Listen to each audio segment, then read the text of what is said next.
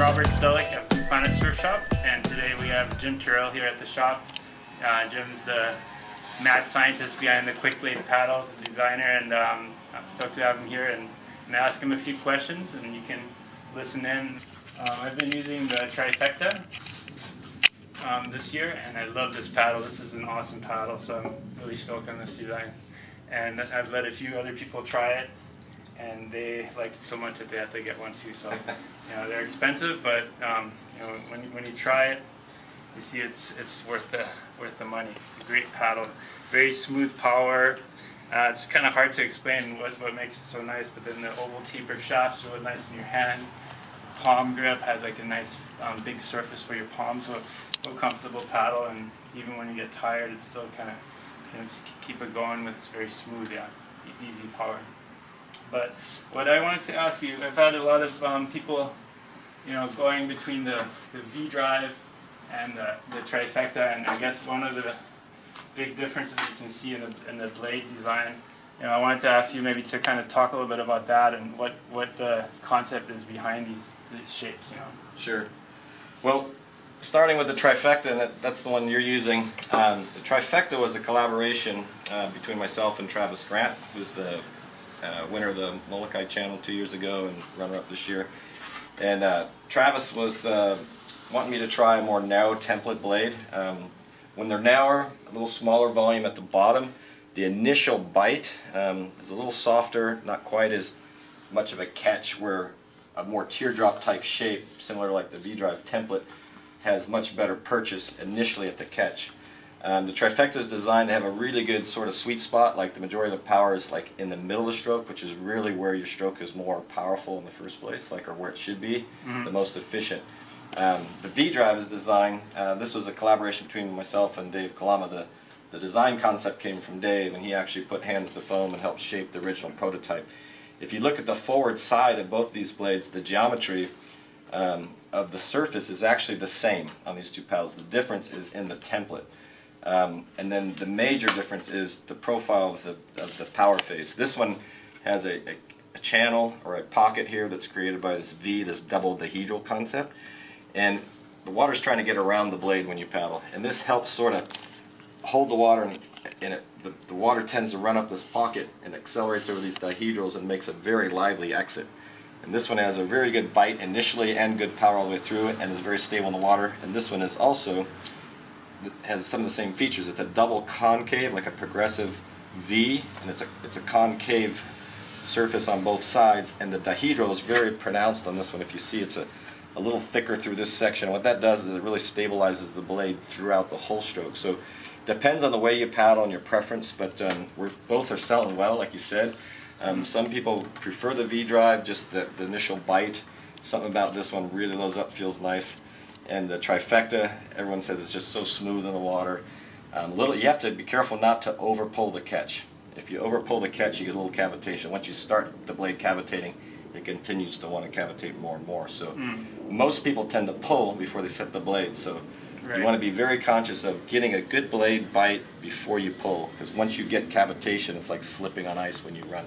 Right, you pull down the air bubbles. If you look, there's been a couple people that have tried straighter blade angles, or even more blade angles. What we found is the catch, if you look at this blade angle, the surface, the first inch of the tip is actually parallel to the shaft, so it's basically a 0-degree angle.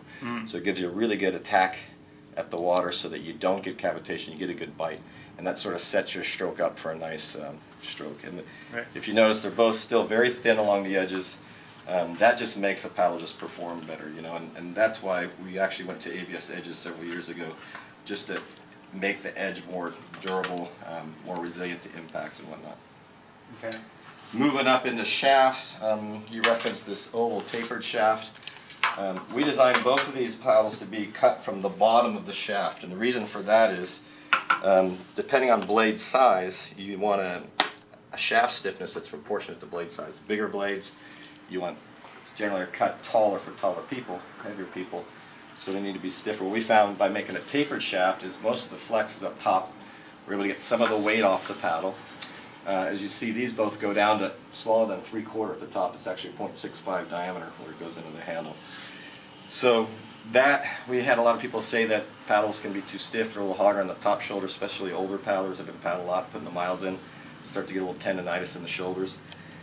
We found that with the tapered shafts, that really kind of helped minimize that quite a bit, because this paddle actually, most of the flex happens at the very beginning of the stroke, but once it's flexed and under load, it's rather stiff. In other words, it maxes out, it bends to sort of as far as it can bend, and then it stays stiff throughout the stroke. So that's why it's got kind of a good feel. It keeps it from cavitating, because you don't want it to cavitate, but once you're really pulling hard, like in a sprint or at the end of the race, you're not giving up power. It stays stiff throughout the rest of the stroke.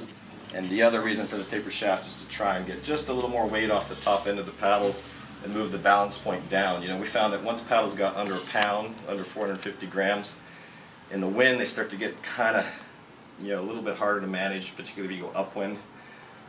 If it's sloppy out, you tend to use the blade of your paddle on the return, the recovery, for balance.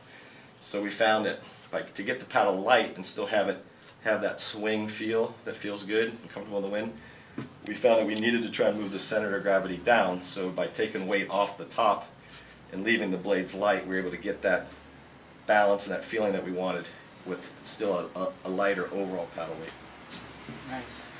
Okay, so I've noticed some of your team riders have like a grip. So when you lower your top hand grip, you have like a thicker grip and with the little knobs and stuff. So how do you put that on, and is that something that you can retrofit on a paddle? Right, that was an aftermarket thing that we did. We called it the Quick Shift, and we made a couple different versions of that as well. Jenny Kalmbach, Matt Becker, Fernando Stahl, a few of my riders that were using that and had little finger grips here so you could position your hand in different spots. We're working on a grip now where you can just change it on the fly without having to take your hands off the shaft or the grip. Those should be out in 2015, so look for those. You'll be sure to get some in your store. And most of the adjustable paddles on the market, they have a cam collar or push buttons like our system and all that, and they all take a little time to change. And every one of them has slight little bit of issues that I hear about from customers, so we're working on trying to get rid of all those issues and make that perfect adjustable handle. So we came out with this round tapered one, which you can see the bottom end is the same diameter and pretty much the same layup as the oval tapered shaft. The difference is this one goes down to about a 0.85 diameter, where the other one goes down to 0.65 diameter. And the reason for that is, one, it's a little stiffer. Two is people that do choke down frequently, you got a little bit more shaft to hold on to and control your blade here. The new adjustable system, we're going to go to an ovalized shaft, so that if somebody really wanted to choke down far, like going into the wind or in the surf, they can grab it with their top hand where the shaft is still oval, which gives you a little bit more control of the blade, when you're paddling out through chop or into the wind and that kind of thing. Yeah. So one thing I've noticed about the way you cut them is you have to be very accurate when you cut it. Otherwise, when you put it in, sometimes it's not aligned properly, and then if you align the blade with the handle and the cut isn't just right, you have a little gap here. So I guess so. It's a little bit tricky to cut it, I've noticed. But what's really nice too is that actually somebody told me about that. Like they had two different blades. He had the V Drive and the Trifecta, and he didn't glue them together. He just puts it together and tapes it, and because it has that shape, it actually holds really well. Right. All you need is tape to put it together, which is kind of cool, because then you can easily take the blade off for traveling or whatever and swap out blades if you have different conditions. So. Yeah. So went to this design for a number of reasons. One is we're always trying to improve the durability of our paddles, first of all. So paddles, when they break, they tend to break somewhere in this zone. So over the years, we keep really accurate data of what breaks exactly and where on all of our blades, and we try and address those issues, because the paddle always breaks at the weakest link, so to speak. So with this system, you've got a double wall, basically, where this ferrule tube is inside, and that's where the majority of the impact breaks come from. Rail of the board, whether you're racing or surfing.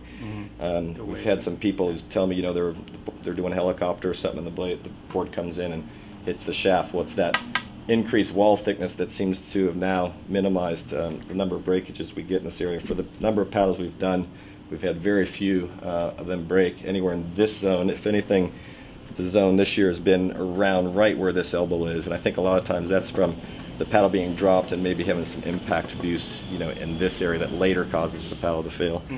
But getting back to the dealers, dealers should get a jig. You should have that jig in here. It's an we have a aluminum jig. jig, and there's another jig that holds your handle perfectly perpendicular to the jig that's on this end that slides. And the nice thing is it's already marked for the final length of your paddle. So if you know you're cutting an 80-inch paddle, you slide into the jig and just cut it with a hacksaw right on that line. Actually, that's what we need, the handle jig, I guess, because we have the jig, but it's hard to Then align we'll it properly. If you're probably one of the first shops to get the jig for cutting this, so Right. we'll get Hugo to ship you the handle jig, and then you'll have both.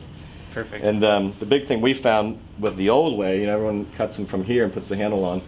The problem with that is dealers still would not get it exactly true to the blade. So we had a lot of paddles in for service, and I noticed they were always like a couple, 3 degrees off, which is not much, and a lot of people would never know it. But that's almost worse, because now your handle's crooked, you don't know it. You're using it that way, and you might be paddling with your blade cocked slightly on one side and the opposite on the other, and because it feels right in your hand up here. So we wanted to minimize and make it a more foolproof system. So most of the shops that have both jigs now and that have been through a few of these now have it kind of dialed in, and they love it. So we're still trying to figure that out. And then the other thing is a 45-degree cut whenever you're bonding, connecting 2 points like that is always a little stronger than a direct 90-degree. So we found that this is definitely a better way to go, as long as everyone gets trained up to do it properly. Right. Okay, so another question I have is, the V Drive comes in 2 sizes, the 91 and the 101 size, yeah? And an 81 now. And an 81. So we just came out with the 81, which is available now. So what about the Trifecta? Because I love this paddle, but I've had a lot of people wanting this paddle, but in a smaller size. We have an 86 now, just as of last month. The Battle of the Paddle was the first we introduced, the V Drive 86. Okay. And Trifecta 86, V Drive 81. We made just a small amount of them just prior to the Battle of the Paddle and gave them to some of our team riders that were smaller guys, and they loved them. In fact, Jamie Mitchell raced the Battle of the Paddle this year with a V Drive 81, and he's about 170 pounds. Wow. So the trend has been going a little smaller, so those are available now, and you can we'll have those soon, right? So for sure. Okay, so Trifecta is going to be an 86. That's a really good size.